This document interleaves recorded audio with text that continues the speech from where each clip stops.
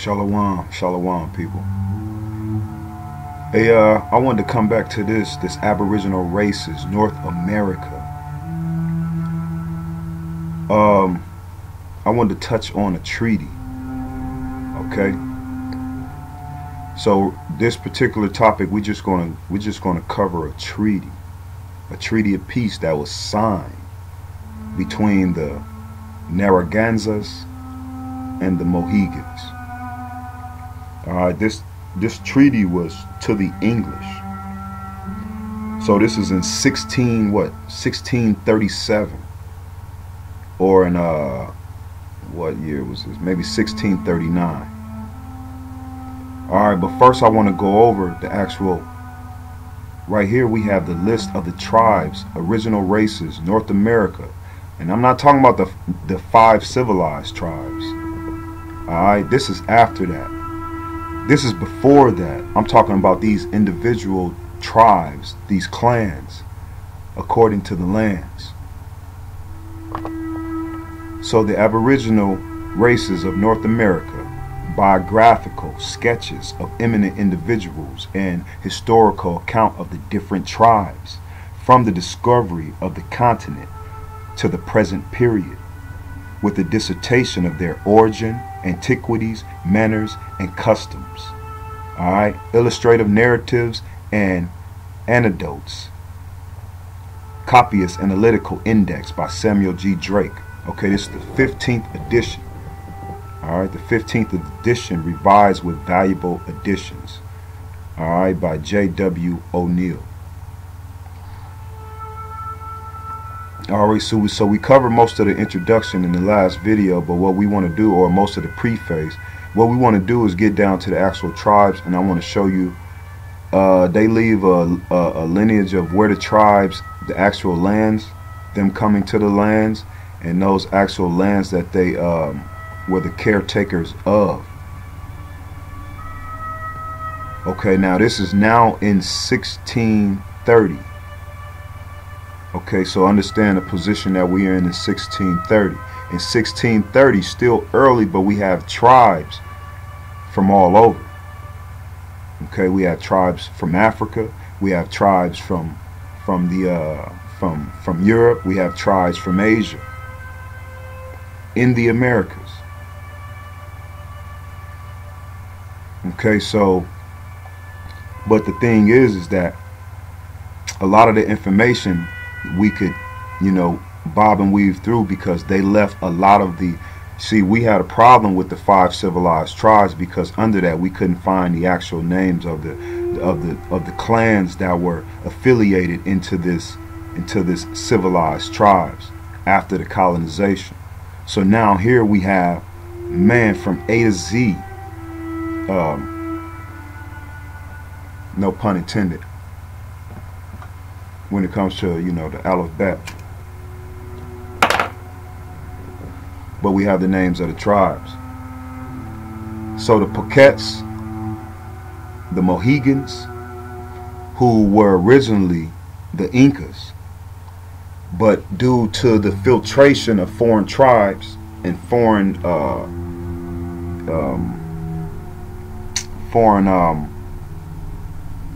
mating, they the progression of their name changed to the Mohegans. Okay, so we have the Narragansett, the Pequots, and the Mohegans. Okay, now first, before we start off, I like to give all praise and thanks to the Creator. All praise and thanks to the Creator. And before I start, I know this topic could be offensive to anyone. I just want to let anyone who this might offend, that I don't mean to offend you. I know I can be very analytical at some times, but I don't mean to offend anyone, because all the information that it is, I'm just trying to get out to you. So don't allow it to offend you. Even I might get angry. Even my anger may be in a indisposition. So forgive me if I offend you. If you either one of the tribe or connected to any one of the landmass, or You understand? This knowledge is here for us, and we may use it for good. Alright, so, and I know I said things earlier too that makes me recant on this, because let's get into it, because I only got a short time. But what my brother Maiatunnemeh was from the Kanakis tribe. The Kanakis tribe is an older tribe that's in that was in the Bay Area near Long Island. And so Maiatunnemeh was a nephew of Kanakis, of that original tribe. And so Maiatunnemeh would be the one who actually sold the land. Okay, so they have a treaty of the lands being given to the English, and how they maintain it, how they brought their animals over here, their horses, the cows, and their pigs, and how it basically contaminated our land for food. Alright, so we're going to break all that down, and how Maiatunnemeh was warring with the Maiatunnemeh of the Narragansett tribe was warring with the Mohegans, the so-called Mohegans of the Inca tribe. Okay, and also how the Pequots were being assassinated, were being exterminated by the English, because the Pequots end up killing one of the English, just one. And so they tried to exterminate their whole tribe, leaving them with only about 14 members of their tribe. And so they split them up against the Narragansetts and the Mohegans. Okay, so I know that, brother, I can't talk about this without talking about Brother Two Hawks. Okay, Brother Two Hawks is actually from the Wampanoag tribe, and he has a lot to do, or a lot insight on this actual war from the Narragansett tribe. Okay, and their territory being in the Long Island. So believe me, I don't mean to offend him in any way. If I get anything if I misquote anything, or you understand, please understand that I don't mean to offend him, because that brother has gave a lot in the narration and dictation of our tribal Indianship. Okay, so let me just break it down with the tribes starting from A. Okay, the Abacas. Alright, but what we're doing, I'm gonna just let y'all see the list, and y'all can slowly go into it. But what we're looking for is the Pequots, the Narragansetts, and the Mohegans. Alright, so we'll just get down to the Mohegans first, since that comes first in the alphabet. Okay, they listen as many as I can name. I know that, so y'all can slow it down and check it out. So the Mohegans, all right, the Mohegans, or the Mohicunuks, the Mohicunuks. Okay, in 1610. Okay, they're on the Hudson River from the Esopus to Albany. The Esopus, now that's in the bay. Hudson River is in the bay. Esopus is landmass that's in the bay and to Albany. Okay, so that's in 1610. All right, so that's leaving their documentation when they were in those lands in 1610. So now let's go to the Narragansetts. Okay, the Narragansetts were on the south side of the bay, which perpetuates their name, nearly extinct. Okay, nearly extinct. Okay, so they were on the south side of the bay. So as you can see, these three tribes, and you can see the Natchez, and you can see these three tribes. Okay, let's go to the Pequots. As you can see, these three tribes were in the same area and landmass. And that's in the Long Island, Massachusetts, Connecticut.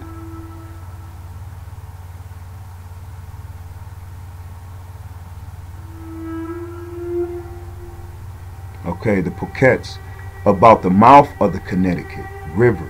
Okay, Hudson Bay, Connecticut River, subdued. They were subdued in 1637. Now that's at the time of this treaty. Okay, the Pequots were subdued in 1637 for the killing of one English soldier from that tribe. Okay, I even seen they had a tribe called the Powhatan. Now you remember this? Remember back they had the Powhatan, which were the English coming over. Not were they the English or French, but they had a Powhatan group with the with English militias or European militias. These are 32 tribes spread over Virginia when first discovered by the English. So they brought 32 tribes of a Powhatan into the Americas. Okay, so that's how we got to understand that there were all type of tribes here. Okay, so did we do the Pequots? All right, so we understand that these three tribes were in the Long Island area, in the Connecticut, and also the fact that the mouth of Connecticut River, that name was MaYanTunnicMeshiac. Hold on, let's go back to the Pequots. If they had it here, if they listed here, no, they don't. But the Connecticut River name was named. It changed from the Connecticut. The original name was the MaYanTunnicMeshiac River. I mean the MaYanTunnicMeshiac. That was the name of Connecticut. All right, named after this Mayan tribe. Okay, so let's go. Now that we have those names, so now we're going to go to the actual. I'll let you just stroll through the rest of the tribe names down to the Yamasee, the Yazus. Alright, so let's go over to the actual treaty. Okay, let's go into the actual treaty. Okay, in March 1638, Maiatunnemeh. Okay, now you're going to see the names Maiatunnemeh. Okay, he was from the Narragansett. Okay, and then you're going to see from the Inca, the Mohegan. All right, from the Inca. Okay, so you're going to see them as, and they give a reference to far as these names are going to be lost and forgiven, but never brought up again as they change the process of the names. Okay, so Maiatunnemeh with four other sachems. Okay, now these four other priests was from four other clans, sold to Williams Cunnington and others. Okay, now this is the English. The island now called Rhode Island, also most of the others in Narragansett Bay, for the full payment of 40 fathom of white. Hold on one second. So in March 1638, Maiatunnemeh with four other sachems sold to William Cunnington and others the island now called Rhode Island, also most of the others of Narragansett Bay, for the full payment of 40 fathom of white peg, to be equally divided. Okay, now the white peg was the actual wapam. Now you hear them mention the wapam. Wapam is just a medium of exchange that they use. Just call it money. So they had white shells. A peg is actually a shell. They had white shells, purple shells, and black shells. The white shells were actually the cheaper ones, okay, and the darker ones would be the more expensive ones that was worth the more money, as you say. Okay, to be equally divided between them. Hence Maiatunnemeh received 8 fathom. So he received 8 fathom. He was to have 10 coats and 20 hoes to give to the present inhabitants, and they shall remove themselves from the island before the next winter. So the land that he gave them, they had to move before the next winter. Okay, so, and the money that was given to them was by the English, but they were getting it from the other tribes.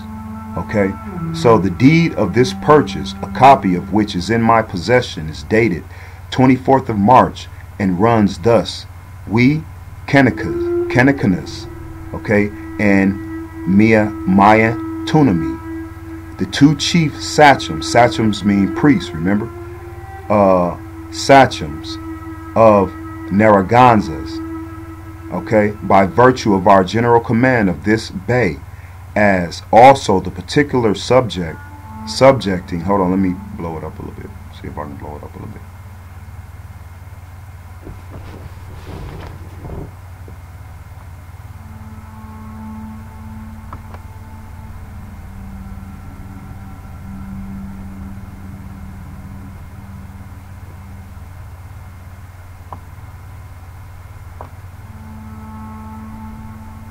Alright.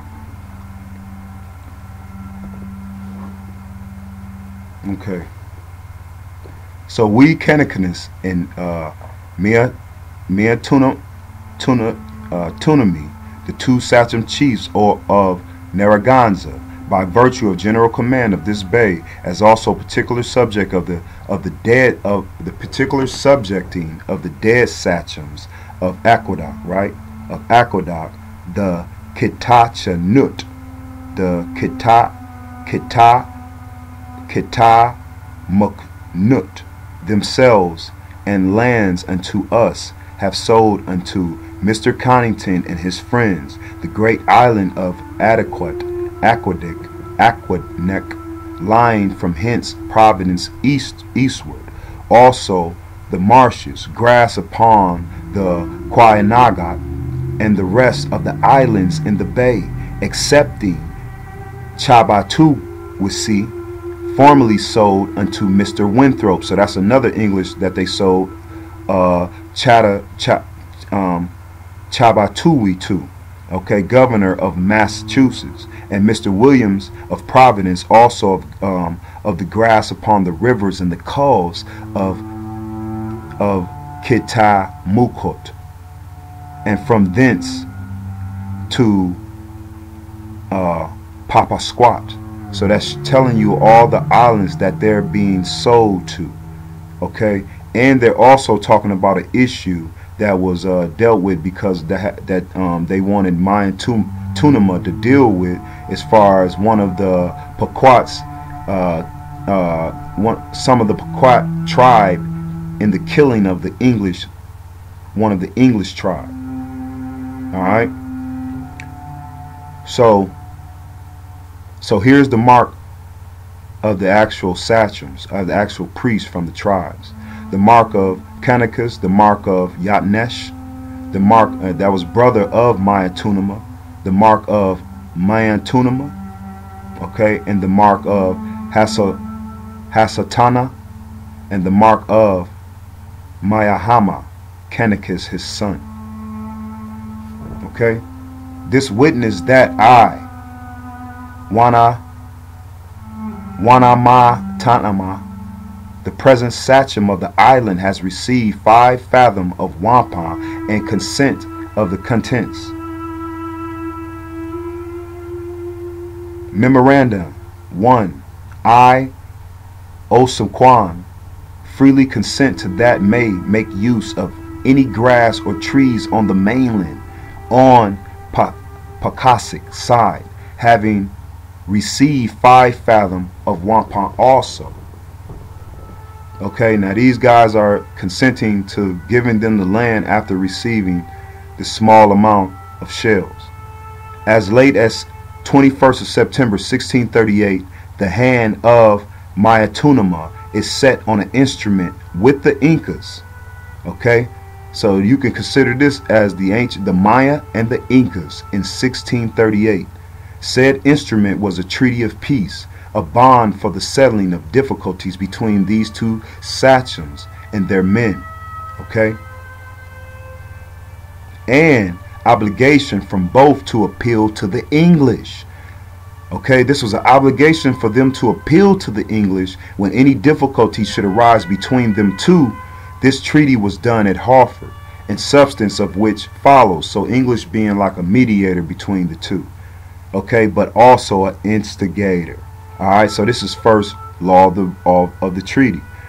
Peace and friendship is established between Maiatunnemeh on the part of the Narragansetts and Pokum.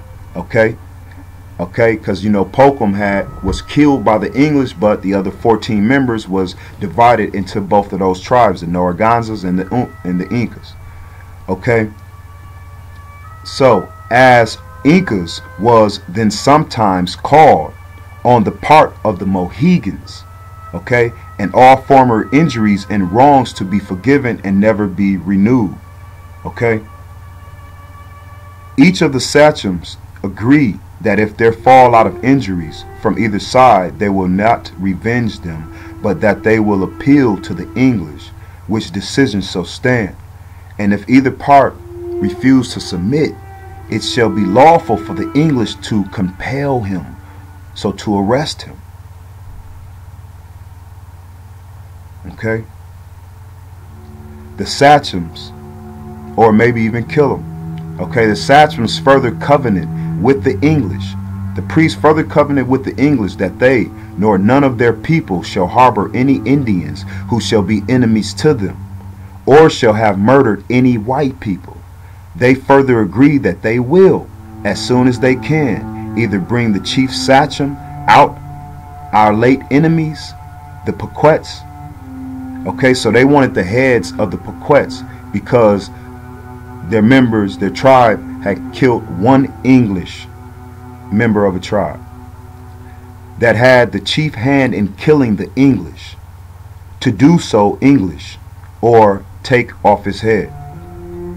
Alright, as to the murderers that are now agreed upon amongst us are that are living, they shall, as soon as they can possibly, take off their heads of the chiefs of the Pequots, who that's what they agreed to, right? And whereas it is to agree that there are now among the Narragansetts and Mohegans 200 Pequot men, besides squaws and papooses, this article is to provide that the Narragansetts have enough of them to make up 80, with the 11 they have already.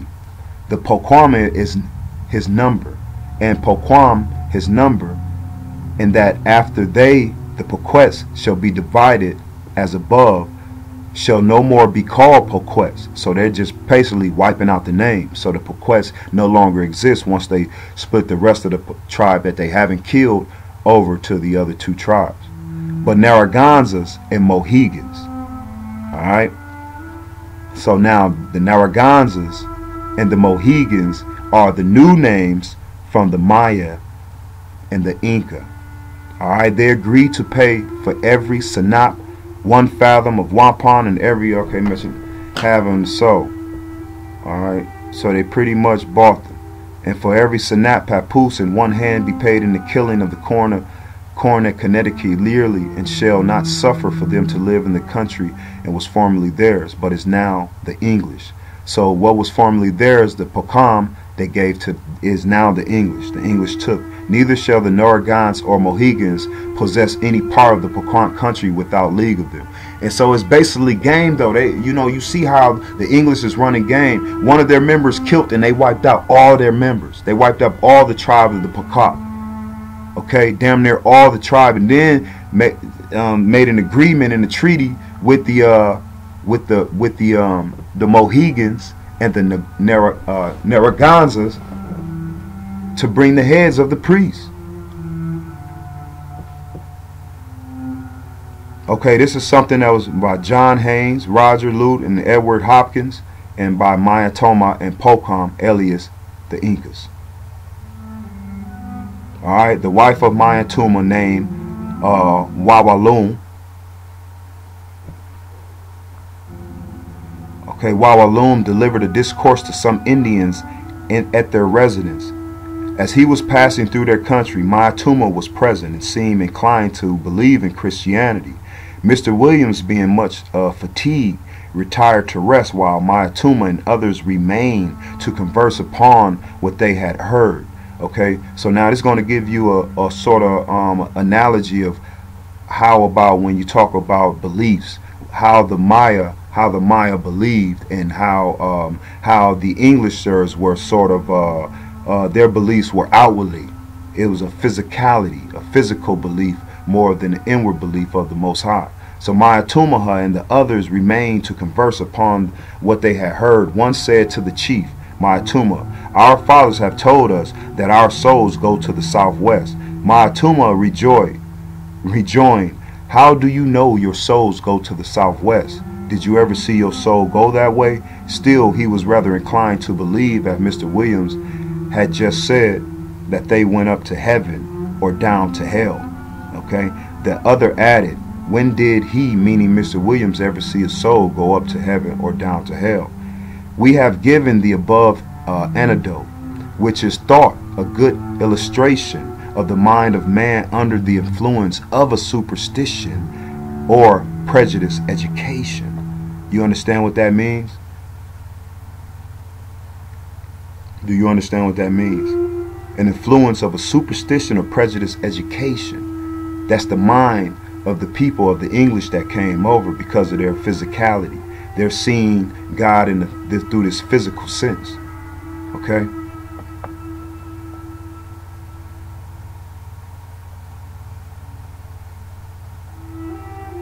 Okay, and this will be found in the mention of the account of Ninegret, and the several English were sent to him in July to know the truth of the matter. He would not talk with them through the Pequot interpreter because he was then at war with that nation. In other respects, he complied. Let me go down. That was just talking about when he went to talk to them because they had, the English had accused him of, he had refused to use a Pequot interpreter for good reasons. But when he was in Boston and surrounded by armed men, he was obliged to submit. The governor, being as resolute, refused to use any other interpreter, thinking it was a dishonor to give so much way to them. All right. The great wisdom of the government now displayed itself in the person of a governor, Thomas Dudley, and it was not to be expected, but that Maiatunnemeh should resent their proceedings. For to the above insult they added others, which show him no countenance, nor admit him to dine at their table. All right, let's just carry on. It's just showing you the mind of the English, and how it's just telling you how in 1642 how this Miantonomoh was an upright man. Connecticut became very suspicious of Miantonomoh and urged Massachusetts to join them in the war against him. Their fears no doubt grew out of the consideration of the probable issue of war with Incas in his favor, which was now on the point of breaking out. Even Massachusetts did not think their suspicions well found. Yet, according to their request, they sent Maiatunnemeh, who, as usual, gave them satisfactory answers, and agreeable to their request, came again to Boston. 2 days were employed by the court of Massachusetts in deliberating with them, and we are astonished at the wisdom of the great chief, even as reported by his enemies, that a simple man of nature, who never knew courts or laws, should cause such acknowledgment as follows from the civilized and wise, will always be contemplated with intense admiration. When he came, says Winthrop, the court was assembled, and before his admission we considered how to treat with him, for we knew him to be a very subtle man. When he was admitted, he was set down at the lower end of the table over against the governor, but would not at any time speak upon business unless some of his counselors were present, saying he would have them present, that they might bear witness with him at his return home, of all his sayings. So they make sure that what he said they would go tell the people, all right, and not get it mixed up. The same author further says, in all his answers he was very deliberate, and showed good understanding in the principles of justice and equality, and ingenuity withal. So, but what they were saying about, he wanted his people present because he knew, man, something like that can get him killed, and something like that. But him going to talk to these English people in their council, and then they go back and lie about him, talk about he was saying something of what he shouldn't have been saying or giving witness to something. So he needed witnesses there, so they can go back and tell the people. He now asked for his accusers, urging that if they could not establish their allegations, they ought to suffer what he expected to. If they did, but the court said that they knew of none, Okay, that is, they knew not whom they were, his accusers were. Ain't that something? Ain't that something? And therefore gave no credit to the reports until they had advised him accordingly to a former agreement. He then said, if you do not give credit to it, why then do you disarm the Indians?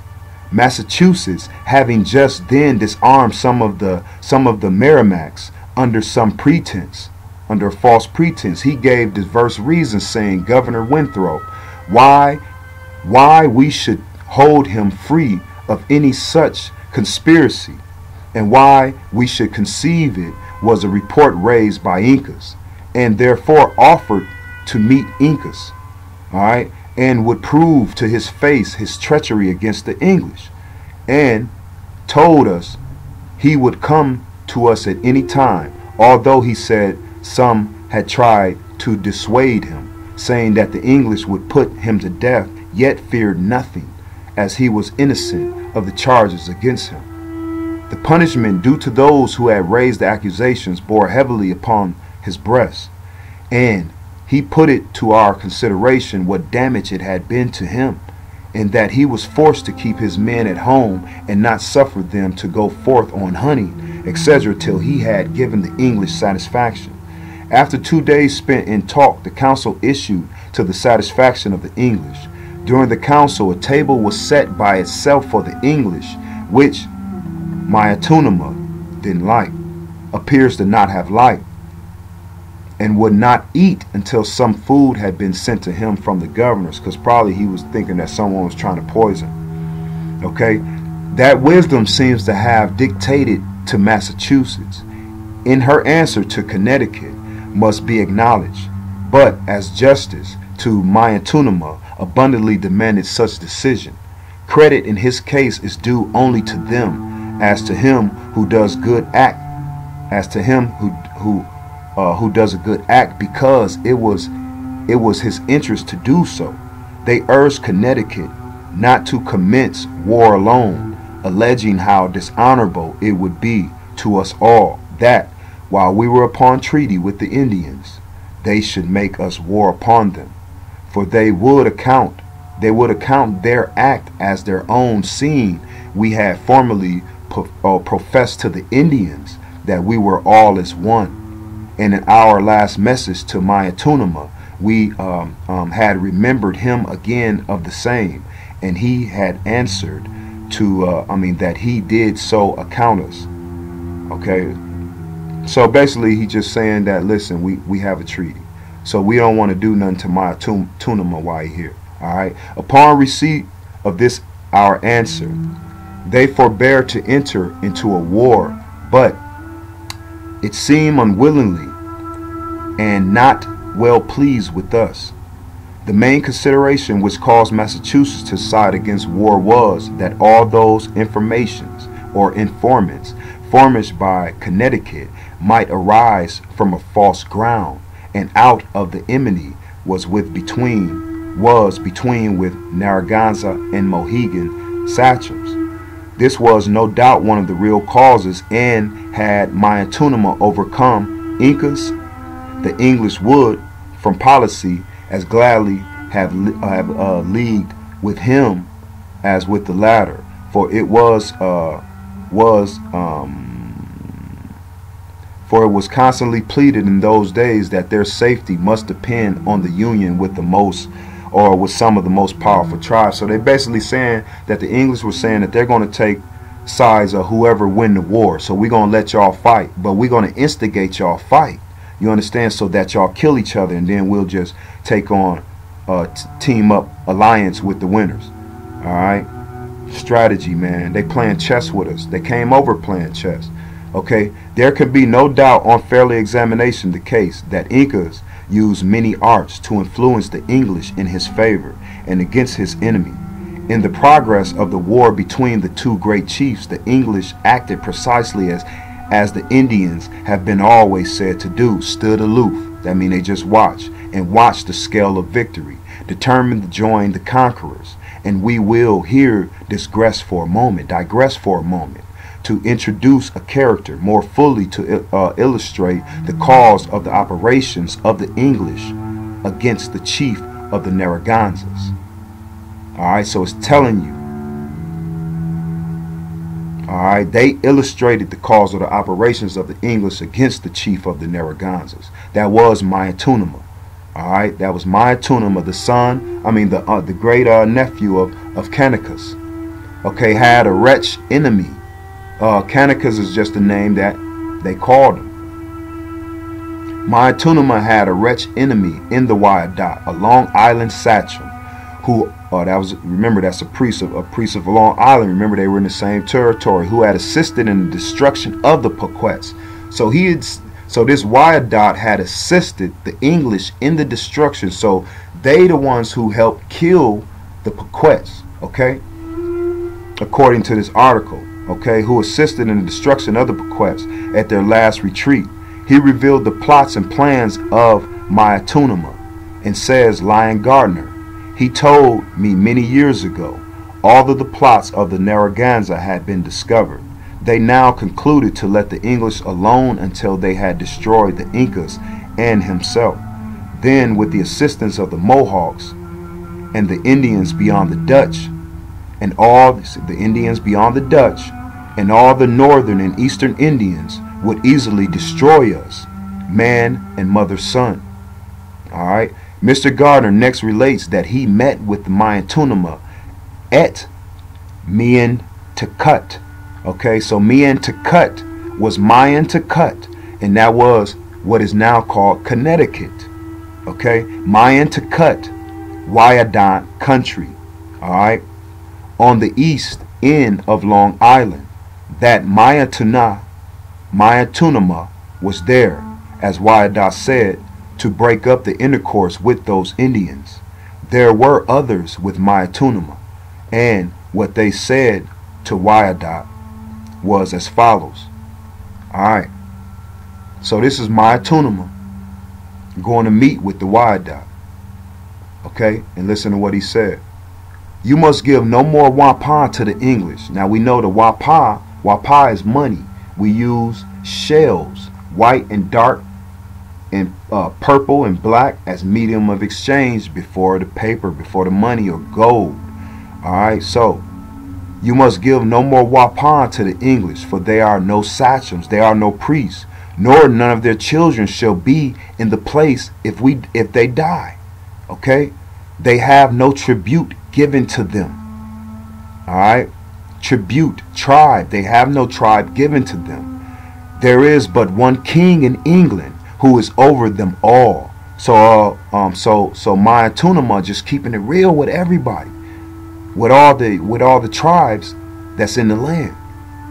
Okay, so there is but one king in England who is over them all, and if you should send him 100,000 fathom of wampum, he would not give you a knife for it, nor say thank you.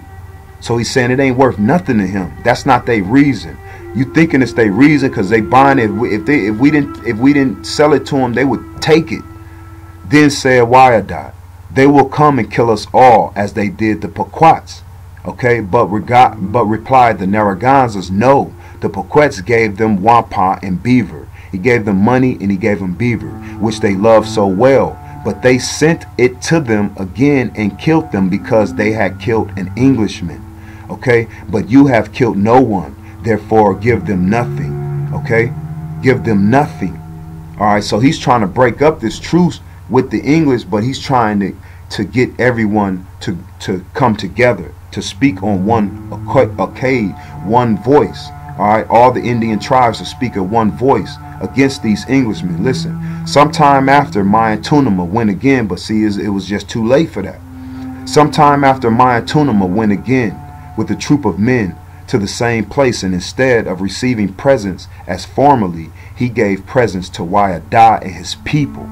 Okay, he made the following speech. Now this is the speech. Brothers, we must be one as English are, or we shall soon all be destroyed. You know our fathers had plenty of deer and skins, and our plains were full of deer and turkeys, and our covers and our rivers were full of fish. But brothers, since the English have seized upon our country, they cut down the grass with cinches, and the trees with axes. Their cows and horses eat up the grass, and their hogs spoil our beds of claims. And finally we shall starve to death. Therefore stand not in your own light, I beseech you, but resolve with us to act like men. All the sachems, both to the east and to the west, have joined with us. Okay? And we are all resolved to fall upon them. Alright? At day appointed. So he telling you we finna team up and get them out of here. Okay? But it's too late. And therefore I have come secretly to you, because you can persuade the Indians to do what you will. Brothers, I will send you over 50 Indians. Okay? 50 Indians, alright, to Menasseh. Alright? I will send you 50 Indians to Menasseh. That is Manasseh. Manasseh is in America. Jerusalem is in America. The scriptures are in America. The Hebrews, the lost tribes, are in America. And 30 to you from thence, and take 100 from Southampton Indians, with 100 of your own here. And when you see up to 3 fires that will be made at the end of the 40 days hence, in the clear night, and then act as we act. The next day fall on and kill men, women, and children, but no cows. They must be killed as we need them for provisions till the deer come again. Alright, so he's telling you, he's devised a plan, but we all have to listen to one voice. We all have to listen to one voice. Do you understand that? And that's the voice of the Most High. So therefore, that's what he's telling them. So therefore, this is against the English. Alright? Now they were supposed to be the Puritans. Okay, but you understand that they allowed all this evils to happen, and they put us against each other. Right? And they telling us about their God, their Christianity. Right?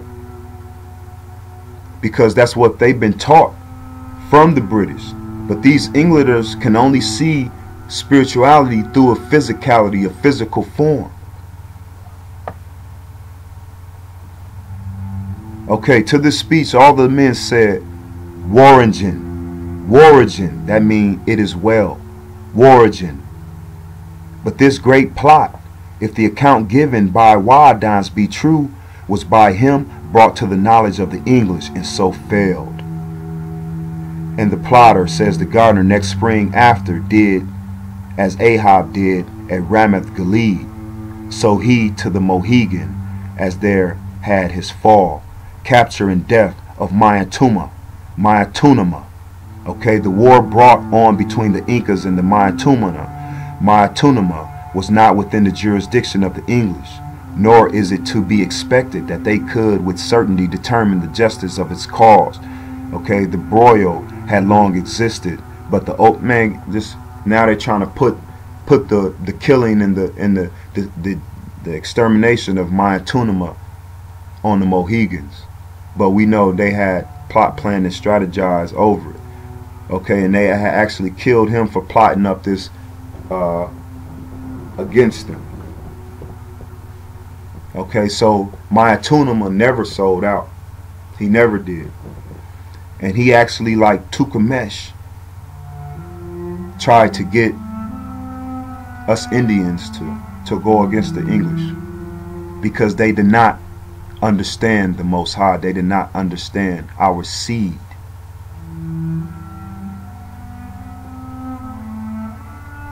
So y'all breathe fire on this shit.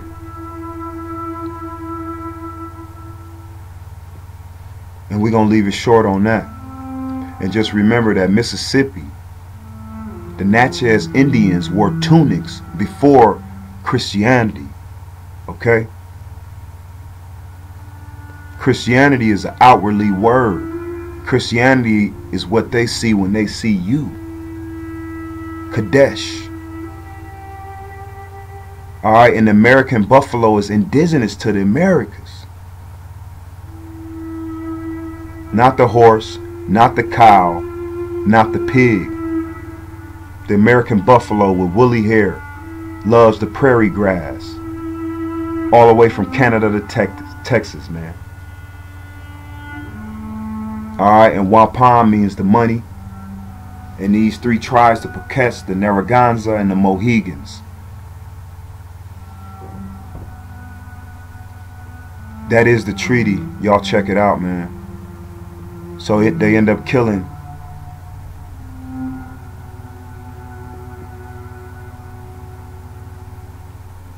Maiatunnemeh, alright, whose ancestors originally of the Mayan tribe in the Americas.